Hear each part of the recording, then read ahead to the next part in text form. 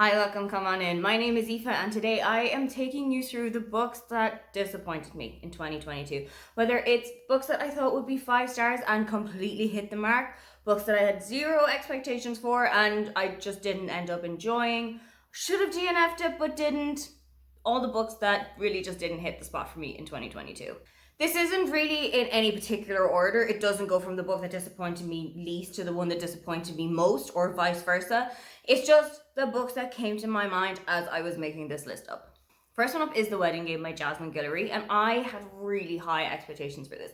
I had really high hopes for it. I had heard so many great things about Jasmine Guillory, and this book just really didn't do anything for me. It follows Alexis and Theo, who have met each other at a wedding for one of their mutual friends, and they really hit it off, and their relationship in the first 100 pages or so is definitely something that I would want to read again. But that's where it all fell apart. And I think after about 150 pages, I actually gave the book up because it was just turning into this vicious cycle of no communication between the two of them. All that they did was fly to each other's hometowns, get food, hang out together, have sex, and then they left for the weekend to go back to work for the week and came back the weekend and did it again. At no point of this book, nobody ever thought to sit the other one down and said, hey, I'm really enjoying what we've got here. I'm really enjoying spending time with you. I'm really starting to like you. Maybe we should make this like an official thing, or maybe we should talk about what we're expecting out of this. Nobody thought to do that, except for me. And it was so frustrating watching them just do this over and over again that I just gave the book up. I have got the rest of the series, and I'm not entirely sure if I want to go into it, but I also have got By the Book by Jasmine Guillory, which I believe is a Beauty and the Beast retelling, so I think I'm going to give that a try and see how we get on. And if I get on a little bit better with that, then maybe I'll go back to the Wedding Date series. Next up was Second First Impressions by Sally Thorne, and I gotta tell you that Second Impressions of Sally Thorne did not impress me at all. I loved The Hating Game so much. It was one of my favorite books the year that I read it. I think it was 2019 or 20 that I read it. It was one of my favorite books of the year anyway. And if Sally Thorne hit me with her next book and I enjoyed it, she would probably have been one of my favorite authors. I found absolutely nothing to enjoy about Second First Impressions. I thought Ruthie, who was the main character, I know that she was intended to be written as somebody who's around late 20s but acts like they're maybe mid to late 90s. I really did not gel with that at all. I found her so overbearing. I found her really annoying at times. I didn't feel any chemistry between the two main characters in their romance. And it didn't have any of the heart, it didn't have any of the spice, it didn't have any of the love that I found in The Hating Game. So I think Sally Thorne and I are probably going to part ways from here because I haven't heard great things about 99% Mine either. So I think we're going to have to say goodbye. Next is a book that I did DNF for very personal reasons, and that was Mad About You by Vari McFarlane. Vari and I have a kind of an up and down relationship as well. I really loved Last Night. I thought it was such a great read, but I didn't gel as well so much with If I Never Met You because I didn't really like the representation that was being shown in this book, where there was a character of color that was written by a white author, and I didn't really feel like they would be able to portray the struggles and the racism that they experienced as well as a black author would have. So I went into Mad About You with little to no expectations. I just wanted to see how Vari and I would get along this time. And for most of the book, we were actually getting along pretty okay. We had gotten on fairly well. I was enjoying the book. I was enjoying the story. I was enjoying the writing style until I discovered that this book was about overcoming a toxic relationship, coming out of a toxic relationship. And I think at the time, I was still working through some stuff myself. I wasn't really ready to read a book about a toxic relationship at the time. Perhaps it's one that I'm going to go back to in the future when I'm feeling a little bit more stable, when I'm feeling a little bit more secure about myself. But for last year, I did have to leave that one on the side. Next is Reputation by Lex Carter. And I'd heard really good things about this one. I knew that Lena Norms really loved this. I was kind of hooked by the idea that it was like a Gossip Girl, kind of Mean Girls meets Bridgerton type of thing. But I didn't really enjoy any of the characters. I felt like there was nobody in this book that I was rooting for. And I'm a very character-driven reader. I really like to connect with somebody. I really like when there's somebody in a book that I can see myself in, or that I really want to do well, that I really want to succeed in any of the facets that they're going through. But there was just nothing in this book that made me want to come back to it. There was nothing in it that made me want to pick it up again. I do have a copy of the next book, which is Infamous, and I hope that I might get along with it a little bit better, but Reputation just really didn't do anything for me. Next up is Well Met by Jen DeLuca, and I had high expectations for this for one sole reason, that I felt like it was going to be my kind of stepping stone into historical romance.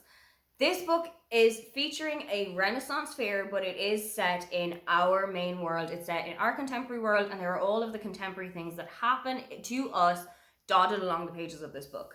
I found Simon, who was the main love interest in this book, absolutely horrific. There was nothing of him that I really warmed to. I found him way too grumpy for a Grumpy Sunshine book to work. I found him way too standoffish, a little bit too closed off. And you do find out that there are reasons for this. You do find out that he has gone through quite a big personal loss. So it's understandable, but also by the time that the shell started to crack and by the time that we start to see what he's like underneath all of this, for me it was just a little bit too late. Next is another one where I really just did not enjoy the male love interest, and that is The Marriage Game by Sarah Desai. I've heard that this is the weakest book of the series. I've heard that the other two games, The Dating Plan and The Singles Table, are a lot better written. They have a lot better representation. They have a lot better characterization, which is good, because Sam in this book was absolutely horrific. I would absolutely hate to meet somebody like him in real life. It has got a kind of a twist 75% of the way into the book that I think if that happened to me in real life, or if I've read it again, I would nope out of the situation so quickly. There was just nothing about that situation where I thought, after all of this, you need to get with this person. After everything that has happened, I'm rooting for this romance. And if you're reading a romance book, you kind of want to be rooting for the main couple to get together. So when that was taken away from me, there was a whole lot about this book that it just fell to the wayside. Next up is How to Kill Men and Get Away with It by Katie Brent, and I had kind of hoped for this one. I thought it would be kind of satirical, I thought it would be kind of farcical, but I didn't think it would be as farcical as it was, I didn't think it would be as satirical as it was, and I just didn't think it would be as far-fetched as it ended up being. It is about an influencer who accidentally murders a guy that she has been on a date with, and then kind of becomes bloodthirsty and ends up murdering almost every male character that we see throughout the pages of this book.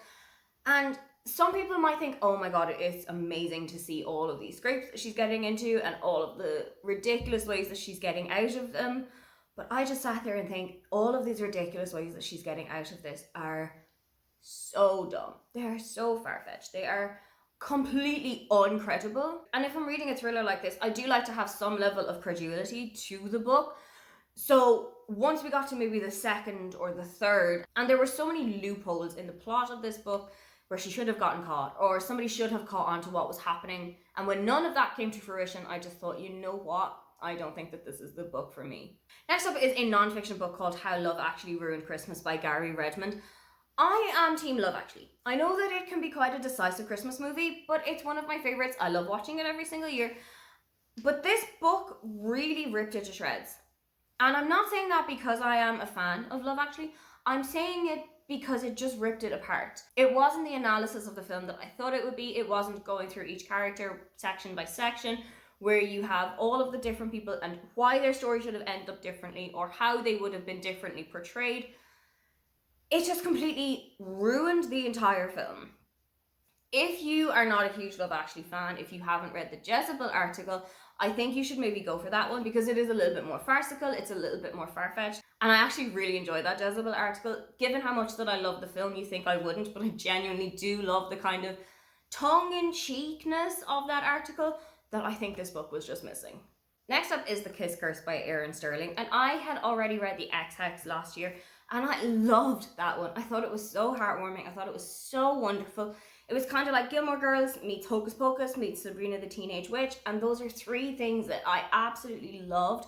So I love seeing them all combined in a book. Then we got on to The Kiss Curse, and it just felt like a lead balloon having read on from that. One of the main sources of my disappointment was that I didn't feel any chemistry between Gwen and Wells, but one of the biggest things that really annoyed me about this book is when I was reading it as an audiobook. And for some reason, Wells, who is canonically Welsh, had an Irish accent in the audiobook, and for me that just threw it completely out of a loop, because I know that there are people who think that Ireland, Scotland and Wales and the UK are all the same thing, so that really just did not do anything for me with this book. finally is the group book for our summer rom-com-a-thon round, and that was My Killer Vacation by Tessa Bailey. I think both me and Michelle really did not enjoy that book. I think Tessa Bailey and I also probably have to say goodbye. I really loved It Happened One Summer. It ended up being one of my monthly picks for last year, despite me never expecting that to happen. But My Killer Vacation was, again, super farcical. It did not make sense. Quite a lot of this story was just insta-lust, and I'm not a big fan of insta-lust at all, so that really didn't work. Quite a lot of it, I felt like the guy Miles was really stalkerish. He was a little bit too creepy towards Taylor, who was the main character. I didn't see any chemistry between the two of them. It was basically just, we've met, we've had sex, that's it, we love each other now. And I wanted to see a little bit more development of their relationship. There was one pretty steamy scene towards the end of the book that took place in such a place that I never had thought would come up as a place to have sex in. Overall, I think that group read was a bit of a miss for rom-com-a-thon, so hopefully by our next round we have got a much better book. Those are all of the books that disappointed me in some way back in 2022. What book did you have high expectations for that it unfortunately did not meet? If you'd love to leave me a comment but you can't think of anything you'd like to say, then just leave me the thumbs down emoji. Don't forget to like and subscribe because I have new videos up every week. Now, get on out of here.